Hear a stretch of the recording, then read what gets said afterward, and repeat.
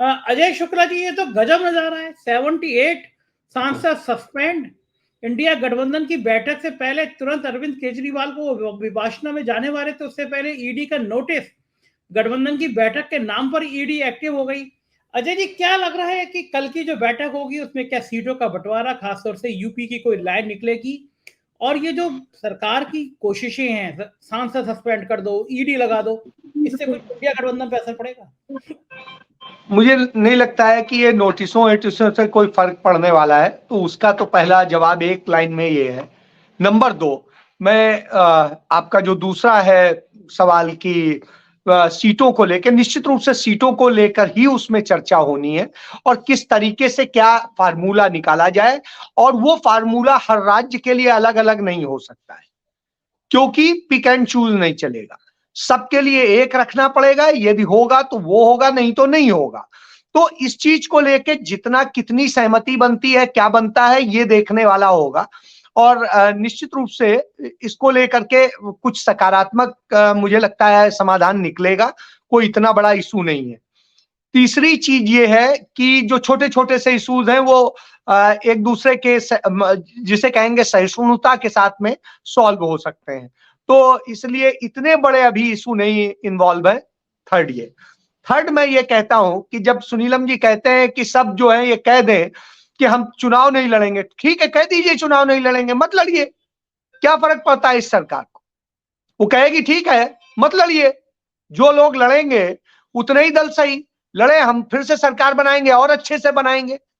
तो साहब यही तो वो चाहते हैं। विपक्ष को वो आउट कर दे रहे हैं, 48 सांसद हटा दे रहे हैं, तो क्या सदन ठीक है जाओ?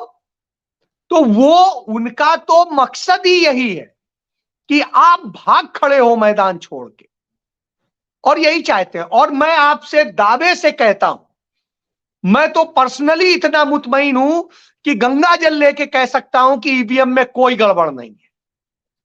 अब इससे ज्यादा और कुछ नहीं कर सकता हूं। पर्सनल, ये मेरा अपना है। और ये पर्सनल ऐसे नहीं है, गंगा जल की मैं बात कर रहा हूं। इसलिए कह रहा हूं क्योंकि मैं बहुत वो नहीं कहता हूं, लेकिन आज मैं इसलिए बोल रहा हूं क्योंकि बार बार ये भ्रमित किया जाता है। ये भारतीय जनता पार्टी का नैरेटिव है और वो नैरेटिव सेट करना चाहता है जिससे लोग डर जाएं कि वोट कहीं डालोगे आएगा तो मोदी को ही, जो कुछ है मोदी ही। ये इसलिए किया जाता है जिससे आपके अंदर डर बैठे और आप उन्हें ही वोट दें, सिर्फ इसलिए। और ईवीएम को जो हैंडल करते हैं, जो उसके डायरेक्टर हैं चुनाव आयोग में, वो मेरा मामा है। मैंने सारी चीज सब देख डाली है, एक एक चीज। और मेरा खुद का अपना भाई, छोटा भाई जो प्रशासनिक अधिकारी है, वो खुद आईआईटी का इंजीनियर है और वो ऑब्जर्वर था। हम लोगों ने बैठ के, मेरे सवालों के चक्कर में उसने अपनी नौकरी दांव पे लगा करके एक एक चीज देखी गई।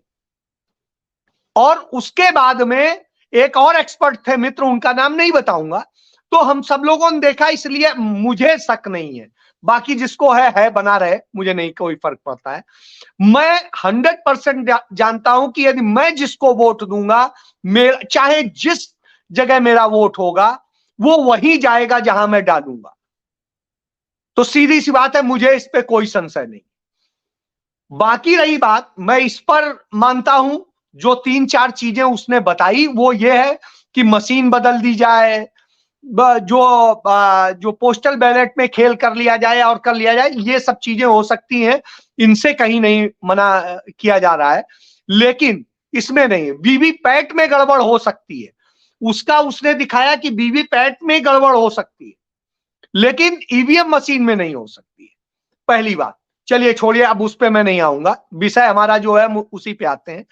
मेरा अपना यह मानना है कि चूंकि जिस तरह से उत्तर प्रदेश की स्थिति है, उत्तर प्रदेश में समाजवादी पार्टी के अध्यक्ष अखिलेश यादव लड़ाई लड़ना नहीं चाहते हैं, वो घर बैठे रहते हैं।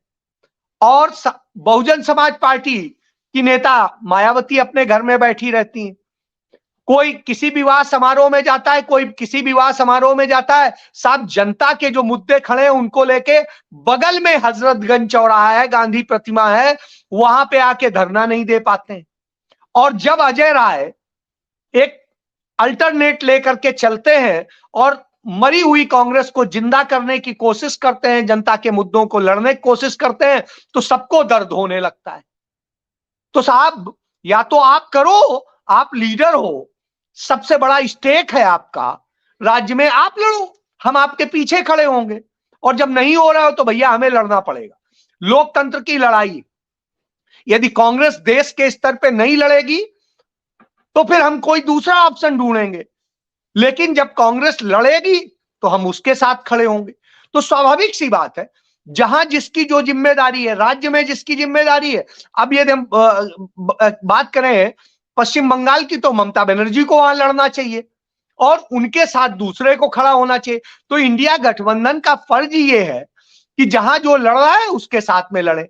लेकिन हम जब ये करेंगे, हम तो लड़ेंगे नहीं और आपको भी नहीं लड़ने देंगे, तो ये तो नहीं चलेगा ना। तो इन सारे विषयों को लेकर के आक्रामक होना पड़ेगा, लड़ना पड़ेगा। और मैं समझता हूं कांग्रेस को बड़े समय बाद में अजय राय जैसा एक अच्छा लड़ाकू और जमीन से जुड़ा व्यक्ति मिला है। मुझे लगता है कि कांग्रेस ने एक अच्छा डिसीजन लिया है और इसका अच्छा नतीजा कांग्रेस को तो कम से कम मिलना ही है। और रही बात जब स्टेट की लड़ाई होती है, तो टोटल आज विपक्ष के पास में वहां पर कितनी सीटें हैं? यदि बहुजन समाज पार्टी को हटा दें तो साहब 4 सीटें ही तो हैं। और 4 सीटों की स्थिति के बाद हम ये लड़ें कि नहीं हमें इतनी मिल जाए, हमें इतनी मिल जाए, हम 80 लड़ेंगे, हम इतनी लड़ेंगे। अरे यार, सीमित अंदाज में कैसे जीता जाए, इसको फोकस करने की जरूरत है। और मुझे लगता है कांग्रेस का कंसेप्ट तो क्लियर है, बाकी कंसेप्ट जिनको क्लियर करना है वो कर ले, क्योंकि अब ये लड़ाई देश के लिए हो रही है, किसी राज्य की सत्ता के लिए नहीं हो रही है।